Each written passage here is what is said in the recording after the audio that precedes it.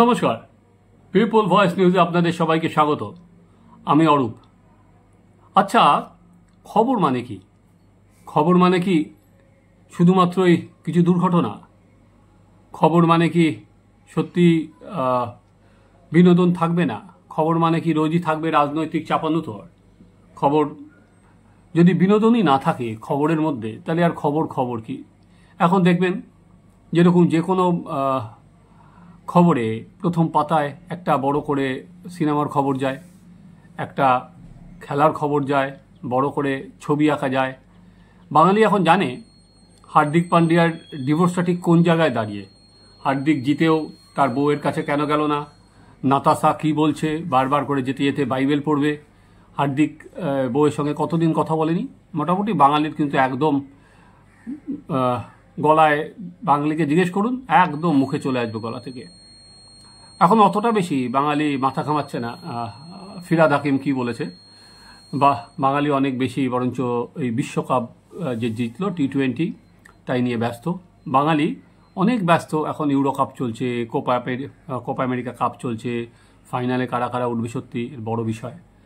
তাই যে main stream মিডিয়াগুলো সেখানে দাঁড়িয়ে কিন্তু ববির যে খবর, যে জান্নাতে কি করে যেতে হয় সেটার খবর অনেকটা চাপা পড়ে গেছে।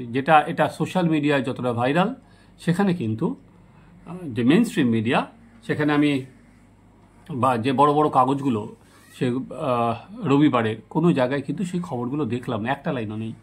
সেখানে দাঁড়িয়ে কি হতে পারে না হতে পারে প্রায় আমি দেখিনি, শুনিনি, চোখ বন্ধ করে কাগজগুলো সব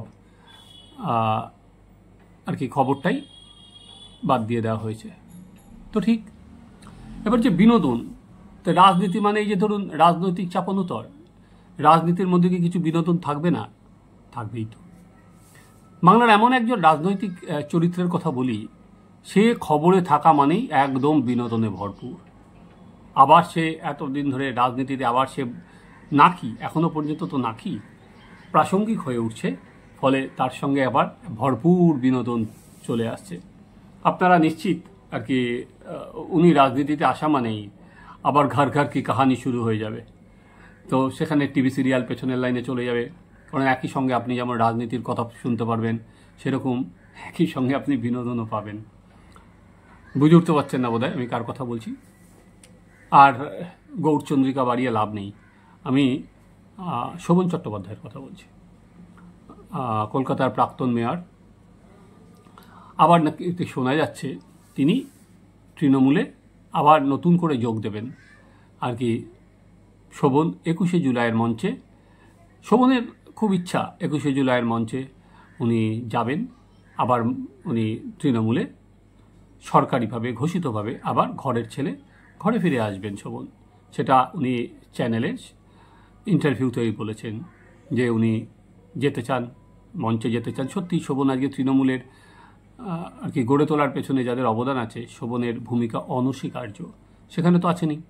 ফলে সেই শোভন আবার ফিরতে চান হচ্ছে তৃণমূলে। এবার সবই নির্ভর করবে তার নেত্রী তাকে কখন সেই অনুমতি দেয়। শোভন নেত্রীর প্রতি কতটা ওর আনুগত্য আছে সেটা বোঝাতে অনায়াসে বলে ফেলেছেন যে উনি, নেত্রী যদি বলেন উনি গরমের মধ্যে 40 ডিগ্রিতেও রাস্তায় দাঁড়িয়ে থাকতে ওনার কিছু এসে যাবে না। আসলে আনুগত্য প্রমাণ তো দিতে হবে, কারণ এতদিন পর আবার দলে ঢোকাচ্ছে, দলে আসছেন, সেই আনুগত্যের পরিচয় ওনাকে দিতে হবে। ফলে সেখানে দাঁড়িয়ে আরও অনেক কিছু নিয়ে হয়তো করার কথা পরবর্তীকালে ইন্টারভিউতে বলবেন। উনি আর কী করতে পারবেন, মাটিতে শুয়ে থাকতে পারবেন বা যা কিছু এক পায়ে দাঁড়িয়ে থাকতে পারবেন, অনেক কথা তো পরবর্তীকালে বলবেন। কিন্তু এগুলো তো সব রাজনৈতিক কথা। এবার শোভন দা আসা মানেই কানুন, বড় কথা হলে কানুন আসা মানেই রাজনীতিতে বিনোদন থাকবে না।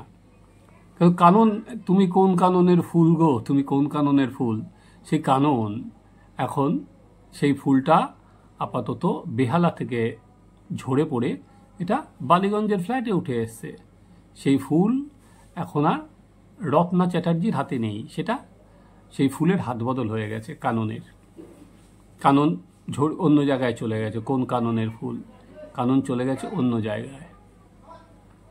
তো সেখানে দাঁড়িয়ে আবার সেই শুরু হয়েছে ঘর ঘর কি কাহানি শুরু হয়ে গেছে। শোভন যেই উকি দিয়েছে সঙ্গে সঙ্গে রত্না ফোঁস করে উঠেছে। রত্না ফোঁস করে বলেছে যে ও মাকে সৎমা বানিয়েছে, অভিষেক চ্যাটার্জিকে নারুগোপাল বানিয়েছে। ওকে তৃণমূলে ফেরাও আমি তাও মানতে পারি, কিন্তু নৈব নৈব চ, যে বৈশাখী কোনো ক্রমেই ফিরবে না। ফলে যারা সকাল থেকে খবর দেখে দেখে আর কি, গণপিটুনির খবর দেখে দেখে, মহিলাদের ওপর নির্যাতনের খবর দেখে দেখে ক্লান্ত, সত্যি সেই জায়গায় দাঁড়িয়ে শোভনের খবর মানে একদম একরাশ টাটকা বাতাস। দীর্ঘদিন ধরে শোভনদা বা কিন্তু খবরের মধ্যে ছিলেন, অফকোর্স খবরের মধ্যে ছিলেন, কিন্তু রাজনীতির খবরের বাইরে ছিলেন। শোভনদা মানেই আমরা দেখতাম ভাইরাল প্রেম। সত্যি এরকম প্রেমের এরকম স্বঘোষিত ঘোষণা বা উচ্চারণ কিন্তু বাংলা বহুদিন পর দেখেছে, যে হাত ধরাধরি করে গান, হাত ধরাধরি করে নাচ, প্রেমের জোয়ারে, ফলে দুজনে মিলে নাচছে। ফলে প্রেমিক শোভনকে বাংলা খুঁজে পেয়েছিল, রাজনীতিবিদ শোভন পেছনের সারিতেই চলে গেছিল। আমি শোভনদাকে আরেকটা বিষয় চিনি। যখন মমতাদির সঙ্গে বিভিন্ন জায়গায় জেলায় সাংবাদিকতা পেশার জন্য যেতাম বিভিন্ন, কারণ আমি সাংবাদিকতায় যখন বিট করতাম তখন আমি তৃণমূল বিটটাও করতাম, ফলে নানা জায়গায় যেতে হয়েছিল। তো সেখানে শোভনদাকে পেয়েছিলাম কিন্তু ক্যামেরাম্যান হিসাবে। শোভনদা খুব ভালো ছবি তুলতে ভালোবাসেন, ভালো ছবি তোলেন। একটা বড় ক্যামেরা নিয়ে শোভনদা সব জায়গায় যেতেন। সেটা তখন ছিল হচ্ছে ক্যামেরার লেন্সে সব কাননের চোখ, তখন সে গায়ানে ছিল। আমার আজকেও মনে আছে যেদিন নন্দীগ্রামের গুলি চলেছিল, তারপর সেদিন তো যাওয়া যায়নি, পরের দিন রওনা হয়েছিলাম।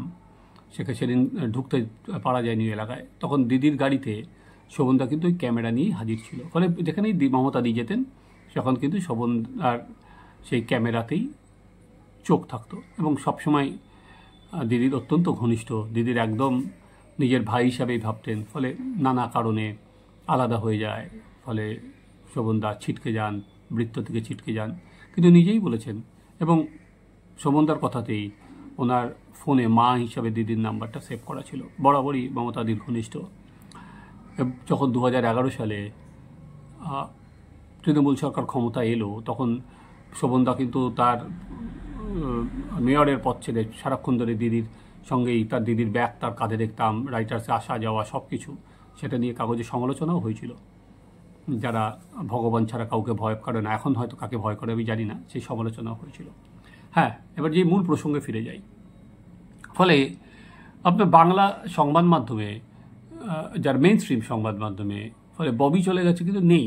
ফলে শোভন অনেক বেশি করে এসছে, তার সঙ্গে আসতে হচ্ছে সেই ঝগড়া। আবার সেই ঝগড়া খারাপ লাগে না? আপনারা টিভি সিরিয়ালে যে ঝগড়া দেখে দেখে আপনারা ক্লান্ত বা একঘেয়ে লাগে, আপনারা যেমন সিরিয়ালগুলো তো বোঝা যায়, আপনি 4 দিন পর দেখুন, 5 দিন পর দেখুন, মোটামুটি স্ক্রিপ্ট আপনি ঠিক মিলিয়ে নিতে পারবেন কি হচ্ছে। তো এখানে উপাদান কিন্তু নতুন নতুন। শোভন কিছু বললেই সঙ্গে সঙ্গে লোকে চলে যাবে হচ্ছে রত্নার কাছে, রত্না কিছু বললে আবার শোভনের ফ্ল্যাটে আসা হবে, সেখানে কেউ মুখ খোলা হবে। ফলে একটা বৃত্ত কিন্তু চক্রাকারে ঘুরবে। আর শোভনদা নানা রকম রং বেরঙের পায়জামা পাঞ্জাবি পরে নানা কথা বলে যাবেন, নানা যেমন কলকাতায় কেন জল জমে, উনি থাকলে কি হয়েছিল, উনি দিদিকে কত বছর ধরে চিনতেন, ফলে ওনাকে তো আবার আসতে হবে, কেন কলকাতায় হকার সমস্যা নিয়ে কি, মধ্যিখানে প্রায় রাজনৈতিক পর্যবেক্ষকের মতো বলতে শুরু করেছিলেন যে কি হতে পারে দেশ জুড়ে।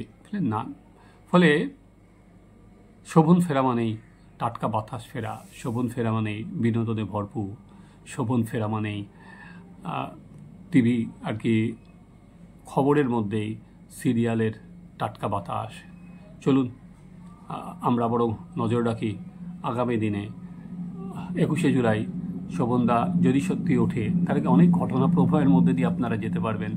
ফলে ওই রোজ গণপিটুনির খবর, ওই রোজ নানা জায়গায় মহিলাদের ওপর অত্যাচারের খবর, তার থেকে বেরিয়ে একটা অন্য ধরনের বিনোদনমূলক খবর পাবেন। শোভনদা থাকলেই তো বিনোদন আপনি আপনাদের হাতের মুঠোয়। আপনারাও নজর রাখুন, চলুন আমরাও বিনোদনের মশলা খুঁজি। আপনারা দেখতে থাকুন এই চ্যানেল, আমাদের চ্যানেল সাবস্ক্রাইব করুন, আপনাদের মতামত জানান।